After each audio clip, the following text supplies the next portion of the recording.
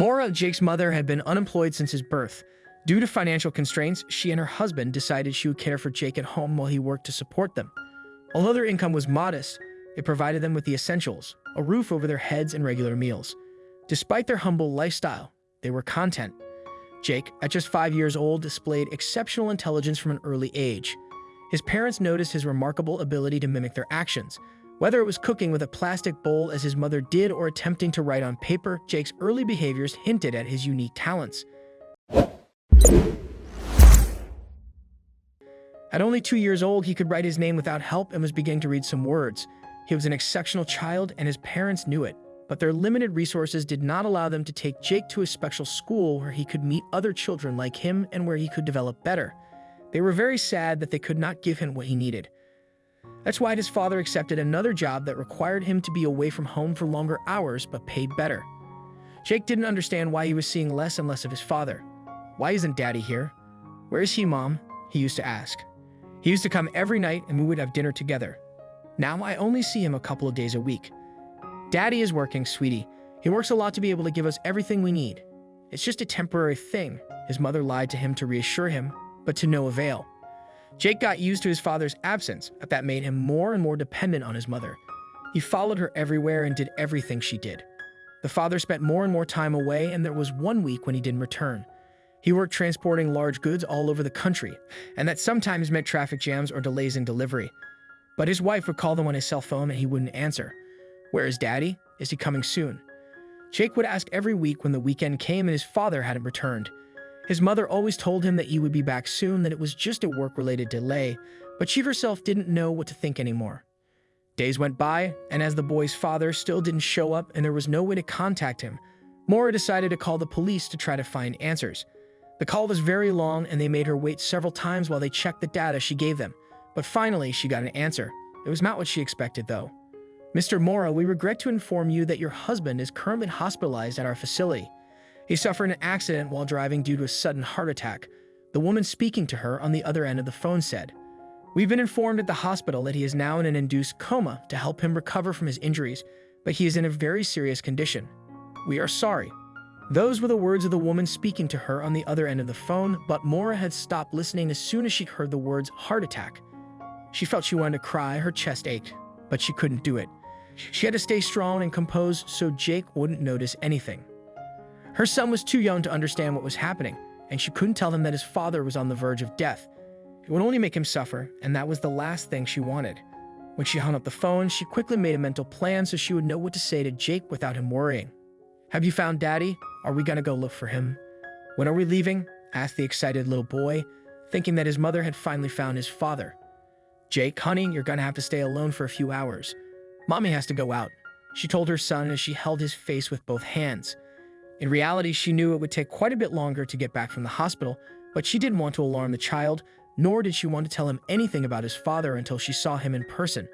She didn't know how long it would take her to get back or what she would find. She thought about leaving him with a trusted neighbor, an older lady with whom she had a good relationship, but she knew perfectly well that Jake would not accept. He never accepted to stay with strangers. He only wanted to be with her or with his father. "Okay, Mom, I'll wait for you here and be good, but promise me you'll come back," he said. "I promise, my love, but you have to promise me something too.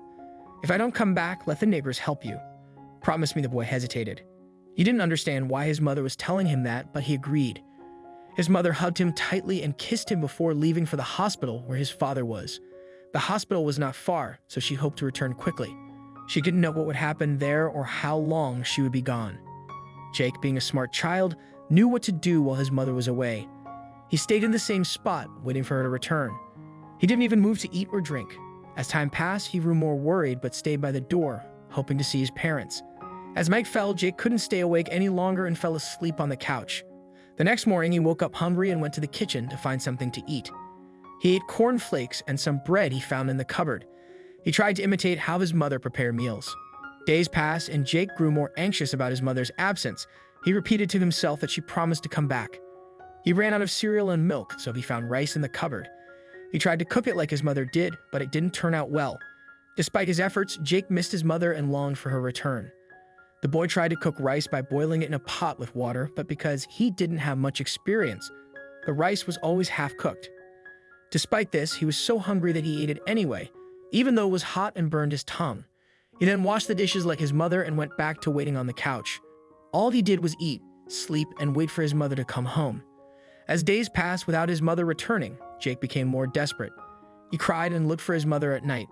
Neighbors heard him crying and realized something was wrong. They tried to find out what was happening, but Jake initially refused to open the door. Eventually, he let them in.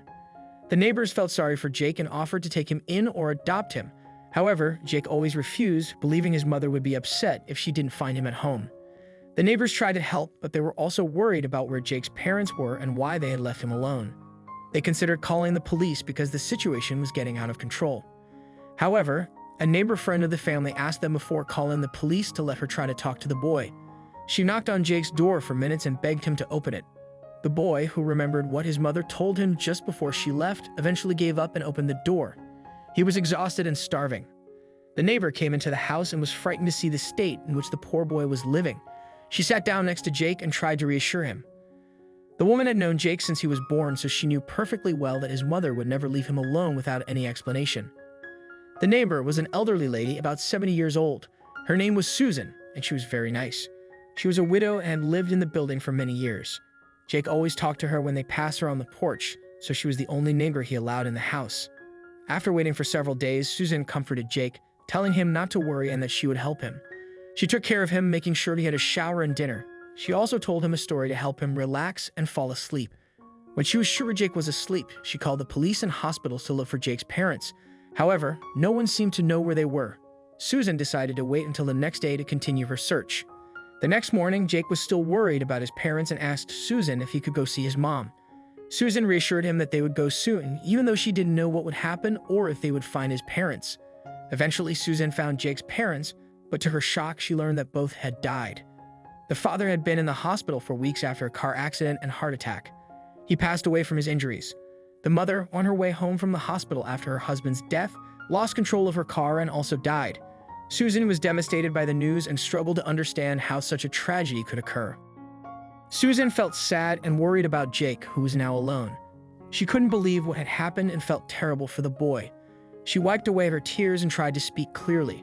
She decided they needed to tell Jake the truth and find a safe place for him to stay where he would be loved and cared for. Susan knew it would be difficult, but she was determined to take care of Jake and become his legal guardian. After telling Jake about his parents' death, he was devastated. Susan stayed by his side and supported him through his grief. She became his family and was grateful for the chance to care for him. Jake told Susan that she was like family to him and that she was an angel. Despite the hardships, Jake remained strong and grateful for the love and support he received. Even though Jake's story is sad, it shows that even in tough times, there are people who care and will help us find hope and light.